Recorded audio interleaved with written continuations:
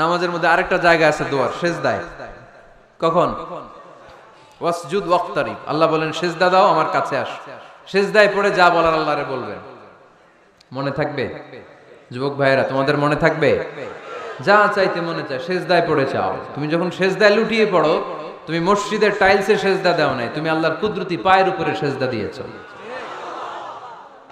সেজদায় আমরা আল্লাহর সাথে কথা বলবো। এজন্য আল্লাহর হাবিব তাকবীরে তাহরিমা বাঁধার পরে সানা পড়তেন, মাঝে মাঝে পড়তেন ওয়াজহাতু ওয়াজহিয়া লিল্লাযী ফাতারাস সামাওয়াতি ওয়াল আরদা হানিফান ওয়া মা আনা মিনাল মুশরিকিন। এখানে অনেক দোয়া পড়তেন। আল্লাহুম্মা বাঈদ বাইনি ওয়া বাইনা খাতায়ায়া কামা বাআদতা বাইনাল মাশরিকি ওয়াল মাগরিব। আল্লাহ, আমার আর আমার গুনার বোঝার মধ্যে এত দূরত্ব করে দাও, পৃথিবীর পূর্ব প্রান্ত আর পশ্চিম প্রান্তের মাঝখানে তুমি যত দূরত্ব রেখেছো। সুবহানাল্লাহ পড়েন। আমার পাপগুলোকে তুমি সাদা ধবধবে ঠান্ডা বরফের পানি দিয়ে ধুয়ে মুক্ত করে দাও। ও আল্লাহ, আমারে তুমি নিষ্পাপ বানিয়ে দাও। এই নামাজের শুরুতে এই দোয়াগুলো করলে কবুল করে কে? সর্বশেষ সালাম ফিরানোর আগে দোয়া করলে কবুল করে কে? লা ইউসাল্লিমান্না আহাদুকুম হাত্তা ইয়াতাআওয়াযা আন আরবা। চারটা জিনিস থেকে পানাহ না আছে আমার কোন উম্মত যেন সালাম না ফিরায়।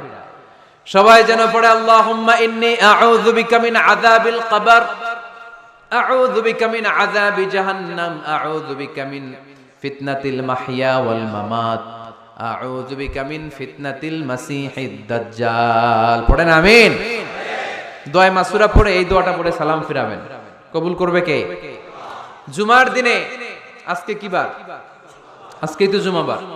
এই জুমার দিনে আল্লাহর হাবিব বলেন একটা সময় আছে, ওই সময় বান্দা যাই চায় আল্লাহ তাই দেয়। ওই সময়টা কখন? এই নিয়ে মুহাদ্দিসিন ইকরামদের মধ্যে ইখতিলাফ। সবচেয়ে গ্রহণযোগ্য মত হচ্ছে আসরের পর থেকে শুরু করে সূর্য ডোবার আগ পর্যন্ত। ওই মুহূর্তে দোয়া করবেন, এই সময়গুলো নোট করে রাখবেন, এই সময় চাইলেই আল্লাহ দিয়ে দেয়। এরপর আল্লাহর হাবিব বললেন কদরের রাত্রে দোয়া করলে কবুল করে কে? আমরা বাংলাদেশে শুধু 27 পালন করি, বাকি 5 দিনের খবর নাই। এরকম আছে না নাই? 21, 23, 25, 27, 29 এই 5টা বেজর রাতে, যে কোনো রাতে কদর হয়ে যেতে পারে। আমরা নামাজ পড়ি কোন রাতে? 27।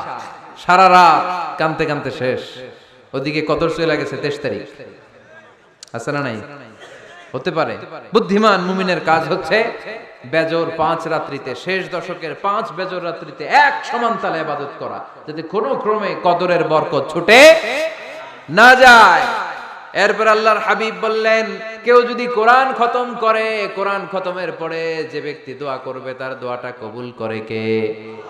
মান খাতামাল কোরআন ফালাহু দাওয়া মুস্তাজাবা। কোরআন খতম করার পরে দোয়া করলে আল্লাহ দোয়া কবুল করে। হজের ময়দানে দোয়া করলে কবুল করে কে? আরাফাতের ময়দানে দোয়া কবুল হয়।